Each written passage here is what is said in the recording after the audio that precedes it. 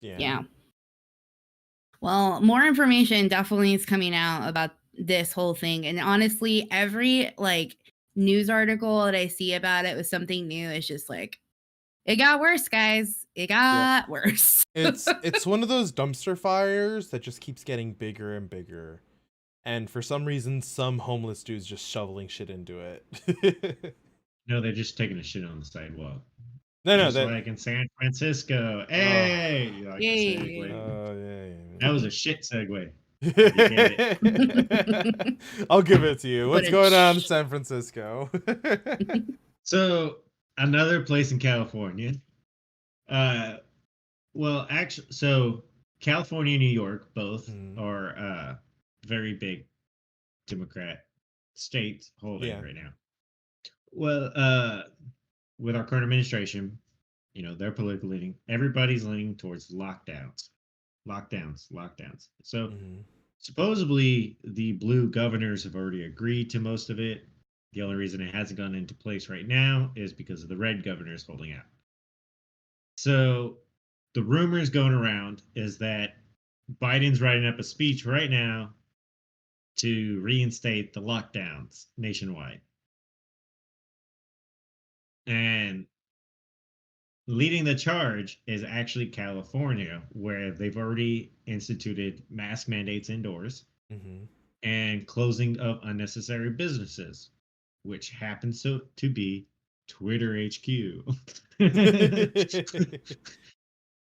So Twitter announced that New York and San Francisco branches will be closed for foreseeable future. They're just all going to work remotely.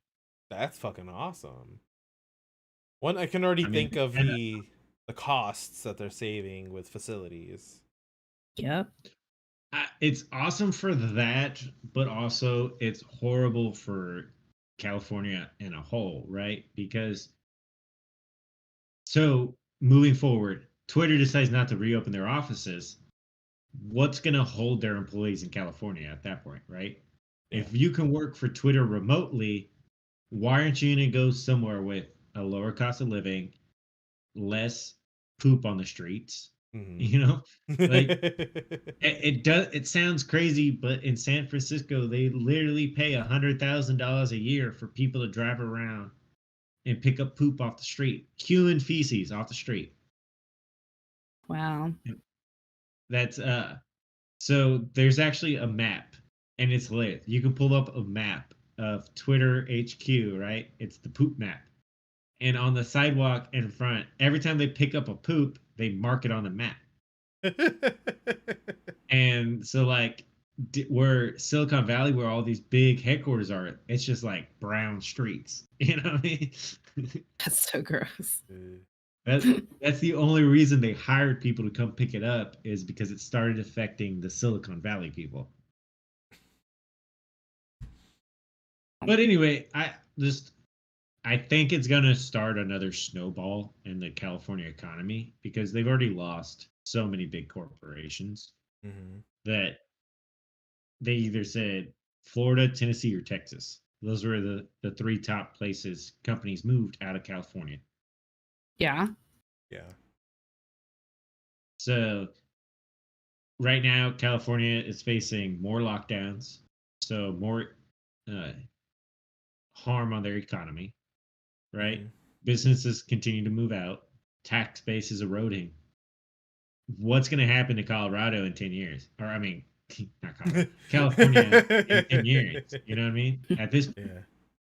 Yeah, that's a good point.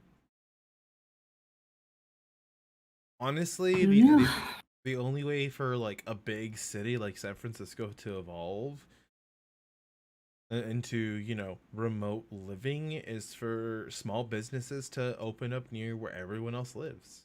Like, it's but they're not allowed to open. You can't open a small business on a lockdown. Yeah, it's true. Something else I was thinking about was, I think I saw this recently, and it was I don't remember what company it was, but they said it was a CEO sending a letter out to his whole company, and he basically said something along the lines of, if you're not going to work, work in New York at our offices, you're not going to get paid a New York wage. And I can't remember which company. It's like a big company or like a bank or something like that. I don't remember. I'll find that for you. But it was pretty interesting that they said that, because of course the cost of living in New York is higher, right? Maybe their salary is bigger than somebody who lives in Texas, of course. But I think that's okay. Like, I would be okay with that. I'd be like, fine. Like, you know what? Give me the wage that where I'm currently living. I don't want to work in an office if I don't have to. Yeah, but then again, you're never supposed to take a step down in pay. So I would be okay with that for quality of life. Well, yeah. I mean, hell yeah. If I'm making 100,000 in New York, I'm living in a 2-bedroom apartment. If I'm making 80,000 in Podunk Town, Idaho, you know, I'm living like a And I live in a Victorian mansion. Yeah. And maybe that's a good, like, I don't see the downside to pushing people out of the cities. Yeah. I mean, I would guarantee all of us right here would move out of the city if we could. In a heartbeat. Mm-hmm. In an absolute heartbeat. Immediately, yeah. I'd bring my internet with me. That would be the only thing. So I know that this isn't relevant, NJ, to what you said, but I did find this was posted last year in October. Reddit announced it will not cut pay for workers who move away from San Francisco or New York. They have offices there. I'm trying to find the other one where you said the company, but can't so NJ, it's funny because it's like a little bit of a contradiction, right, from the Blizzard to now, right? If you're doing, it doesn't matter if you're doing the work remote from a different place. If you're doing the same quality of work, exactly, why would you be paid less? Right. I found it. It's Morgan Stanley. Morgan Stanley. Morgan Stanley. What company? We have until the end of the year on our financial system collapses 100%. So they're gonna go out of business anyway. No, Morgan Stanley is the name of the company. Top boss issues stern warning to his staff Monday: come back to the office by Labor Day or face a pay cut. Make no mistake about it, we do our workers inside Morgan Stanley offices. That's what we teach. That's where our interns are, and that's how we develop people. Positions I can see, like, it's vital for your operation to continue in person, but most positions I will say that it's not probably something that they have to be. And you're absolutely right, Ethan. Like, if I'm doing the same level of work, we should be paid equitable. But like, if you're giving me a choice, be saying like you're gonna take a pay cut, I'll be like, okay, like, bye, I'm gonna stay at home. Like, it's that strong. So or if quit, find another job. So if your work sent you to a different country like Mexico for a month and said, don't worry, while you're down there, we're going to pay you an equal standard of living for down there, would you still take it? No, I wouldn't live in Mexico for a month. Hard. Now, if it was like a podunk town in Ohio or Iowa, no, like I live in Texas. But I'm saying, like, in regards to returning to an office, like, if you want to give me a salary cut because of that, like, I will take the salary cut and search for another position, you know, because my job isn't vital. I can do the same level of work, if not better, working from home. And I think a lot of positions can do that. Some positions can't, you know, and that's okay. But I think it opens the roadways. The other day, I don't remember, it was like 2:00 in the afternoon, and Peach and I went to go do an errand or drop off food for my mom, and there was so much traffic. So much traffic. Like, and I'm like, it's 2:00 on like a Tuesday. Well, I mean, that's why kind of like the one upside, right? If they try to bring, well, they can't lock us down here, right? Because Abbott passed the laws that, you know, no more lockdowns, no more mask mandates, all that crap. But I'm like, can you lock us down for another couple months?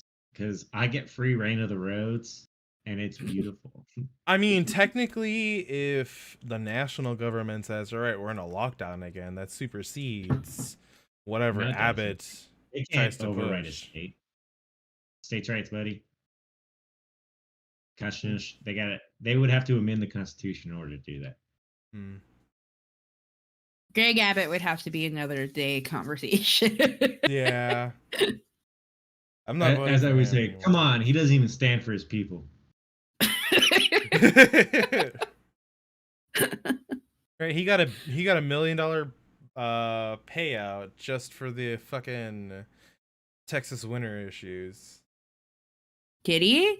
I didn't know Yeah. that. He did. That came out Oh, recently. why did he get that?